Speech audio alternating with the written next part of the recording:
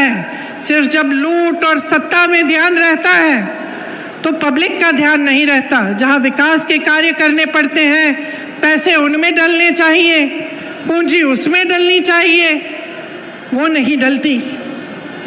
जब अपने लिए पैसे लूटने में पड़ जाते हैं नेता, तो पब्लिक पीछे छूट जाती है, आपकी ज़रूरतें पीछे छूट जाती हैं, और जो कार्य होने चाहिए आपके लिए वो नहीं होते। 18 सालों से ये सत्ता में है, तो आप सोचिए, जब इतने सालों से कोई सत्ता में रहता है तो एक आलस सा हो जाता है। वो सोचता है कि वो कभी सत्ता छोड़ने वाला नहीं है, कि वो निकलेगा नहीं सत्ता से, और ये इनके व्यवहार में स्पष्ट दिखने लगा है। जैसे कुछ दिनों पहले यहाँ आकर उन्होंने एक महिलाओं के लिए एक अनाउंसमेंट की, तो इसलिए की क्योंकि 6 महीने में चुनाव आ रहा है। भाई, तुम्हारी 5 साल से सरकार थी, 3 साल से तुम चले आ रहे हो, सरकार चला रहे हो, तो तुमने ये घोषणा पहले क्यों नहीं की? इस समय करने की क्या जरूरत है? तो ये इनका व्यवहार दिखा रहा है हमें कि ये सब कर्मकांड है। इनके दिलों में आपके लिए कोई आस्था नहीं है, कोई विश्वास नहीं है अपनी ही बातों पर। यहाँ आकर घोषणाएं करते हैं, उन्हें पूरा नहीं करते। बड़ी बड़ी बातें होती हैं, डबल इंजन, ट्रिपल इंजन की बातें होती हैं। बहुत देख लिया हमने डबल इंजन और ट्रिपल इंजन की सरकारें। हिमाचल में भी ये कहते थे, कर्नाटका में भी ये कहते थे, और जनता ने दिखा दिया इनको कि ये डबल इंजन की बातें बंद करो, ये दिखाओ, नहीं तो आपको हम निकाल देंगे। तो आज आपके प्रदेश में कमर तोड़ महंगाई है। मैं जानती हूँ, मेरी बहनें यहाँ बैठी हैं, कितना संघर्ष करती हैं आप। मैं जानती हूँ कि सुबह से शाम तक आप काम करती हैं, और मेरे भाइयों बुरा मत मानना, लेकिन मैं महिला हूँ, मैं कहूँगी कि महिलाएं थोड़ा आपसे ज़्यादा काम करती हैं, क्योंकि आप खेती में काम करते हैं या मजदूरी करते हैं तो घर आके आप आराम से लेटते हैं। महिलाएं बाहर जाती हैं, काम करती हैं, मजदूरी करती हैं, या कोई नौकरी करती हैं, या ऑफिस में ही बेशक काम करती हैं, तो घर आके भी काम करती हैं। और जब तक घर का काम ख़त्म नहीं होता, जब तक सब सही सलामत, सबने खाना नहीं खाया होता तब तक सोती नहीं है। इसीलिए मेरे दिल में एक खास जगह है अपनी बहनों के लिए कि महंगाई का बोझ सबसे ज़्यादा आप उठा रही हैं। गैस सिलेंडर को तो इतना महंगा कर लिया है कि खरीद नहीं पाते, भरवा नहीं पाते। आप सब्जी खरीदने के लिए दुकान जाती हैं तो आधी चीज़ें आप बगैर खरीदे ही वापस आ जाती हैं। और महंगाई की मार सिर्फ महिलाओं को नहीं, लेकिन सबको है। किसानों को देखिए, पेट्रोल डीजल के दाम इतने बढ़ गए हैं, जो ना पड़ता है, चाहे खाद हो, चाहे कुछ भी हो, महंगा पड़ गया है। बहुत ज़्यादा महंगाई हो गई है। आपके प्रदेश में भयंकर बेरोजगारी है। जैसे मैंने कहा, शर्म की बात है कि एक सरकार 3 सालों में सरकारी नौकरी दे रही है। तमाम पद खाली पड़े हुए हैं। हमारे नौजवान भाई बहन मेहनत करते हैं, पढ़ाई करते हैं, भर्ती के इम्तिहानों के लिए जाता है, घोटाला हो जाता है, कुछ ना कुछ लीक हो जाता है पेपर, कोई गड़बड़ हो जाती है। जितने पैसे उनके माँ बाप ने खर्चे उनके फीस पे, सब बर्बाद हो जाते हैं। जितने महीने उन्होंने पढ़ाई की वो सब बर्बाद हो जाते हैं। पेपर देते हैं, पेपर का कोई नतीजा नहीं निकलता, कोई नौकरी नहीं मिलती, पद खाली पड़े हैं, नौजवान खाली पड़ी हैं, लेकिन सरकार कुछ कर नहीं रही है। आदिवासियों की दुर्दशा हो गई है आपके प्रदेश में। आपको याद होगा कि इंदिरा जी कितना काम करती थी आदिवासियों के लिए, पिछड़े वर्गों के लिए, और आज आपकी दुर्दशा है। अत्याचार बढ़ रहे हैं, चाहे बुजुर्गों पे, चाहे बच्चों पे, चाहे आदिवासियों पे, चाहे दलितों पे। तो तमाम जो जितने भी आंकड़े हैं, जो सब कुछ दिखा रहा है आपको, जो आप अपने अनुभव से आप देख रहे हैं अपने जीवन में, वो कुछ कह रहा है। और मीडिया, इश्तिहार, बड़े बड़े पोस्टर, बड़ी बड़ी होर्डिंग कुछ और कह रहे हैं। मुझे एक कहानी याद आई। एक किसान था, बहुत मेहनत करता था बेचारा, कड़ी धूप में जाकर खेती करता था। लेकिन उसकी एक आदत थी, सुबह निकलने से पहले छोटा सा पुराना टीवी था उसका, टीवी में वो खबर देख लेता था। तो एक दिन बड़ी धूप थी, खबर में आया कि बारिश आने वाली है। तो उसने कहा चलो आज सिंचाई नहीं करेंगे, आज तो खूब बारिश आएगी।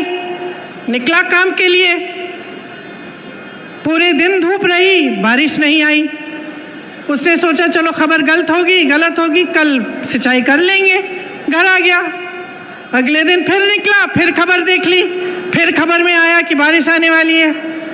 फिर उसने सिंचाई नहीं की। ऐसे 5, 6, 7 दिन गुजर गए और वो इसी इंतज़ार में रहा कि भाई आज बारिश आएगी। बारिश नहीं आई, खेती एकदम सूख गई। घर आके रोने लगा। तो फिर रोने लगा, अपने गुरुजी के पास गया कि भाई मैं तो इंतज़ार कर रहा था, मेरा सारा खेत सूख गया, मैं क्या करूं? तो उसके गुरुजी ने उसको कहा, ये मूर्ख, तुमने अपने अनुभव से नहीं देखा क्या हो रहा था? तुम्हारे सामने तुम्हारा खेत सूख रहा है और तुम इंतजार कर रहे हो कि बारिश आएगा क्योंकि खबर ने कह दिया। तो यही तो हो रहा है आज देश में, प्रदेश में। महंगाई बढ़ गई, बेरोजगारी बढ़ गई, अत्याचार बढ़ रहे हैं, आपस में फूट बढ़ रहा है और आपको बताया जा रहा है कि कोई सुनहरा दौर चल रहा है। आप गैस का सिलेंडर खरीद नहीं सकते, आपके बच्चों को नौकरी नहीं मिल रही है, शिक्षा का एक नया संस्थान नहीं बनाया गया, सड़कें आपकी पुरानी पड़ी हुई हैं, कोई व्यवस्था नहीं है, खाद की व्यवस्था नहीं है, पानी की व्यवस्था नहीं है। लेकिन आपको बताया जा रहा है कि बारिश आने वाली है, आपको बताया जा रहा है कि सुनहरा दौर है। मोदी जी G20 कर रहे हैं, हमें बहुत गर्व होना चाहिए अपने देश पे। लेकिन आपके सामने, आपकी आंखों के सामने क्या हो रहा है उसके प्रति आप जागरूक कब होंगे? आप कब देखेंगे कि इन 3 सालों में इस भाजपा की सरकार ने आपके लिए क्या किया? यहाँ पे जितने भी नौजवान हैं, हाथ उठा के मुझे बताओ कितनों को नौकरी मिली है। अगर उन 21 बच्चों में से एक है तो हाथ उठा लो भाई, उठाओ। नहीं मिली, नहीं मिली नौकरी किसी को? आप एक जना हाथ उठा के बता दें मुझे कि क्या आपका जीवन सुधरा है? 3 सालों में तरक्की हुई है आपकी? आप ये मुझे बता दीजिए कि महंगाई बढ़ी है कि घटी है? बढ़ी है ना। किसान इस देश की रीढ़ की हड्डी है, ये देश किसानों ने बनाया है। ये जितने भी जवान यहाँ खड़े होते हैं, जो हमारी सरहद पे खड़े होकर हमारी रक्षा करते हैं, किसान के बेटे हैं। किसान के लिए सरकार ने कुछ नहीं किया। फसल का दाम नहीं मिलता, गेहूं, धान, सोयाबीन, सब्जियों का दाम नहीं मिलता। 4000 करोड़ का घोटाला तो इन्होंने अपने ओलावृष्टि के फसलों में, जब फसल बर्बाद हुई थी तो जो आपको मुआवजा मिलना था उसमें इन्होंने 4000 करोड़ का घोटाला कर डाला। किसान को मुआवजा नहीं मिला, इन्होंने फर्जी मुआवजे बांट दिए। तो देखिए, चाहे किसान हो, चाहे मेरी आदिवासी बहन भाई हो, जिनके खिलाफ अत्याचार बढ़ रहा है, जिनको कोंदो कुटकी और अन्य उपज का दाम नहीं मिलता, जिनको वन अधिकार नहीं मिलता, चाहे मेरी बहनें हो, चाहे प्रदेश के नौजवान हो, किसी के लिए कुछ नहीं हो रहा है। ये सरकार चली है तो घोटालों के लिए चली है, भ्रष्टाचार करने के लिए चली है। और जैसे हमने भाजपा के नेताओं को पूरे देश भर में देखा है, सत्ता के लिए कुछ भी कर डालेंगे। मुझे अफसोस है कि मध्य प्रदेश के हमारे भी कुछ ऐसे नेता थे जो सत्ता की वजह से छोड़ के चले गए, अपनी विचारधारा भूल गए। तो अब देखिए, आपके प्रदेश के मुख्यमंत्री घोषणावीर जी हैं। 18 सालों में इन्होंने 22,000 घोषणाएं की। अगर 22,000 नौकरियां ही दिलवा देते तो कुछ फायदा होता इनका, लेकिन इन्होंने कुछ नहीं किया। जितनी घोषणाएं की उनमें से 1% शायद पूरी होंगी। तो सच्चाई आपके सामने है।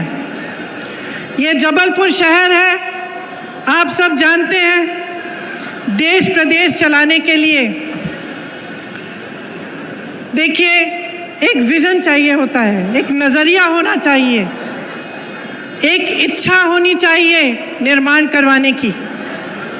इस शहर में जितने काम कराए गए थे, जो कांग्रेस की सरकारों ने कराए, वो एक नज़रिए के साथ कराए आपके विकास को लाने के लिए। जवाहरलाल नेहरू जी, उन्होंने देश में IIT जैसे बड़े संस्थान बनाए। इंदिरा जी ने हरित क्रांति कराई। राजीव जी ने आधुनिक भारत के लिए काम किया। मनमोहन सिंह जी ने बहुत काम किया भारत को आगे बढ़ाने के लिए। एक नज़रिया था उनके दिल में, उनके मन में एक नज़रिया था कि देश को कैसे आगे बढ़ाना है। आज जो हम काम कर रहे हैं उसका 15-20 सालों में, 25 सालों में क्या असर पड़ेगा। तो जबलपुर एक ऐसी शहर है जो उस नज़रिए को लेकर उसका निर्माण हुआ। यहाँ पर ऑर्डिनेंस फैक्ट्रीज होती थी, आज बंद होने के कगार पे हैं। सरकारी कर्मचारियों का यहाँ पे बहुत सारे सरकारी कर्मचारी हैं, आर्मी के लोग हैं, रेलवेज में काम करने वाले लोग हैं, प्रबुद्ध जीव हैं बहुत सारे जबलपुर में। और आज देखिए कि आपके जबलपुर का क्या हाल है। सरकारी नौकरियां जो हैं उनका क्या हाल है। एक